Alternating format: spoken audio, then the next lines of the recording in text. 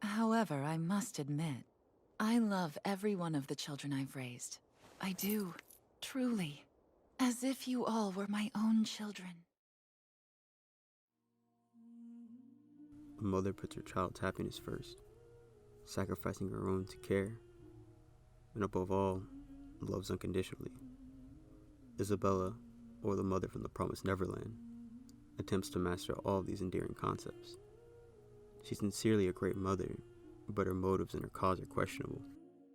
As we were first introduced to the show, a mother's love is demonstrated to an absolute T.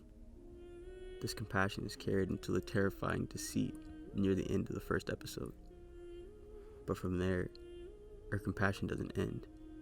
We see every child, not named Norman, Emma, or Ray, genuinely happy to see their mom. She never wavers on her dedication to molding the youth, regardless of the end result.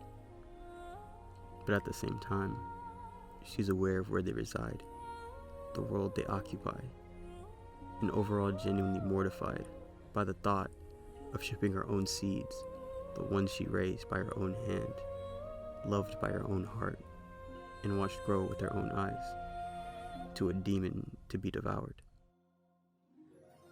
Though she is introduced as the villain, or at least an accessory to one, she still attempts to do her best with what she is given, and in this case, she's given these children, and tasked with keeping them away from any stress or trauma, and to show them the most enriching life before they ultimately reach their demise. Because in this world, children are fed to demons. The children are only referred to as merchandise, and are to be shipped off at the ripe age of 12. This is due to the high demand of quality brains to consume. Old enough to be developed, but technically not old enough to be aware. Or so the demons thought. But Isabella's plan is different. She is one of at least 4 other mothers put in charge of a farm or a plant. The viewers are informed that she takes care of a higher special breed of product, one that only a certain demon can eat. This obviously becomes a problem, since the children will become more intelligent and more aware, giving her a greater chance of failure, but also adding another layer to motherhood: dependability.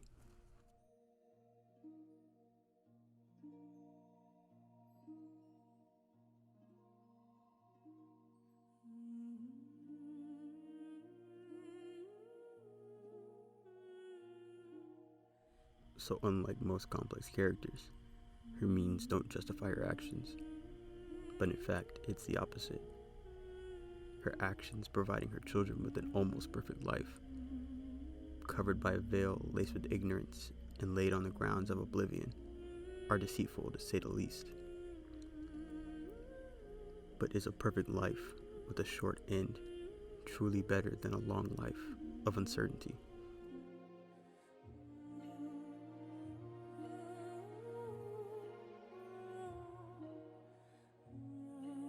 Issabella on the surface can be considered persuasive, intimidating, and even cold and calculated. And as these ideals are presented in the show, we are to believe that all these carry a negative connotation. But if we take a look at her actions, these characteristics on a deeper level do not carry any cynical weight.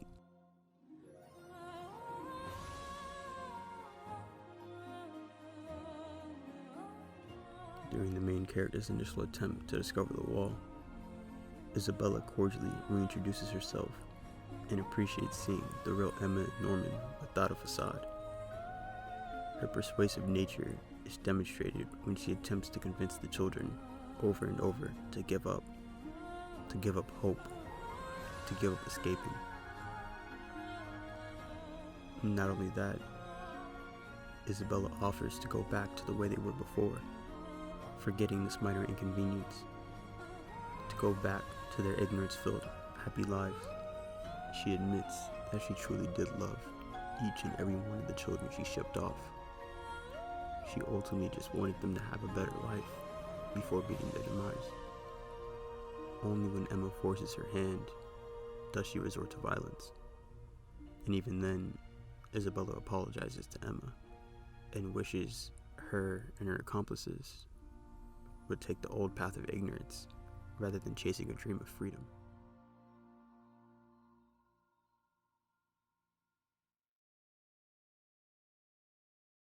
Isabella appears to be intimidating, but in reality, she is respected. We can uncover this fact by her demeanor towards the children throughout the duration of the series. We are shown nothing but stern care, and this is apparent through the years of molding a young mind, stern and careful, just as a parent should.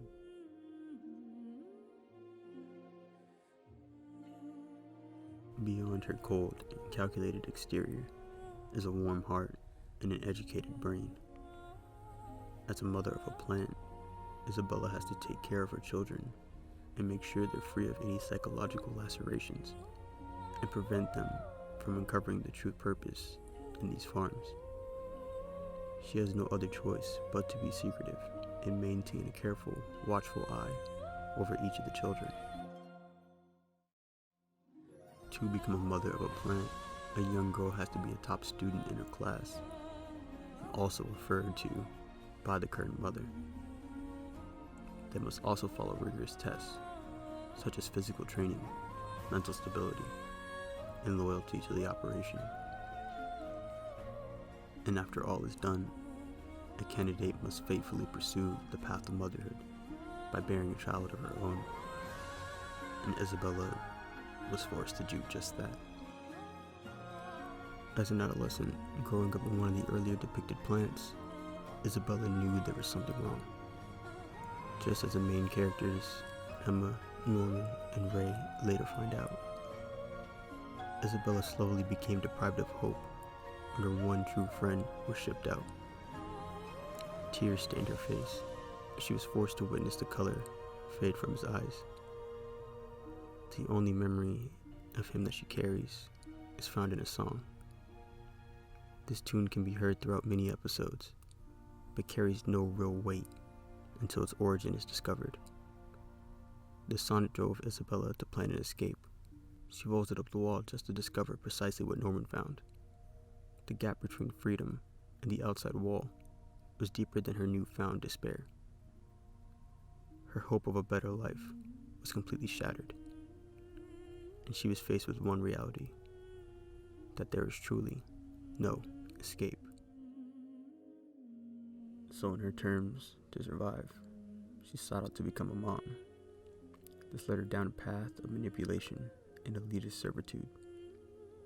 Though she never lost the compassion and the genuine love for human life, Isabella is a textbook case of you either die a hero or live long enough to see yourself become the villain.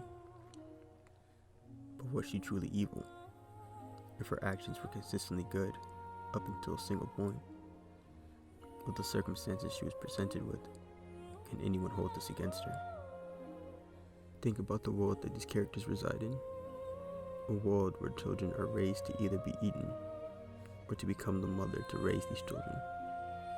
So when presented with two evils, Isabella chose the latter. The parallels between Isabella's past and the current time are more than incidental. Isabella's passion to escape was just as strong as Emma's, and the truth is, she sees herself in Emma.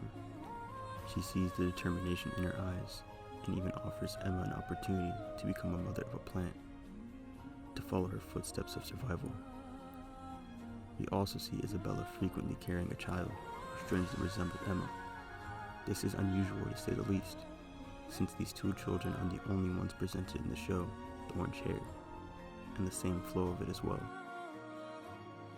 And no one mirrors Isabella's friend in this song.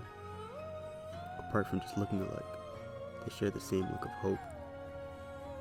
Isabella herself even acknowledges their uncanny resemblance.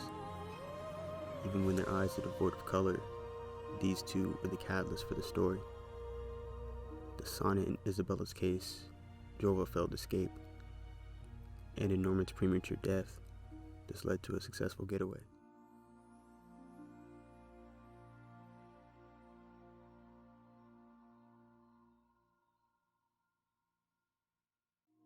And ultimately, this is why she let the children escape. She saw the light in their eyes and didn't want to watch it fade, as she was forced to twice before. As she catches up with the fleeting children, she attempts to stop them, just as she did throughout the entire season. But something's off about her demeanor. We see her differently than we've seen her in the past 11 episodes. She's in panic rather than calculated, concerned rather than caring, and distraught rather than collected.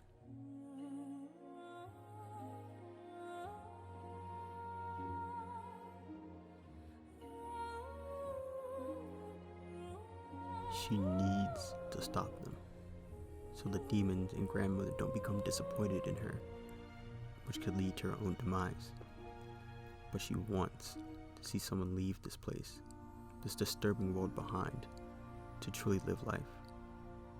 And who better to do so than the child who mirrors her childhood friend, and her very own son.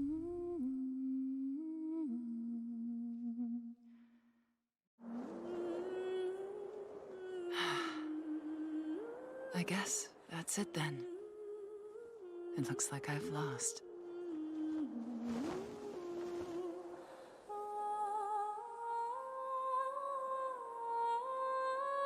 Run, children, and be careful.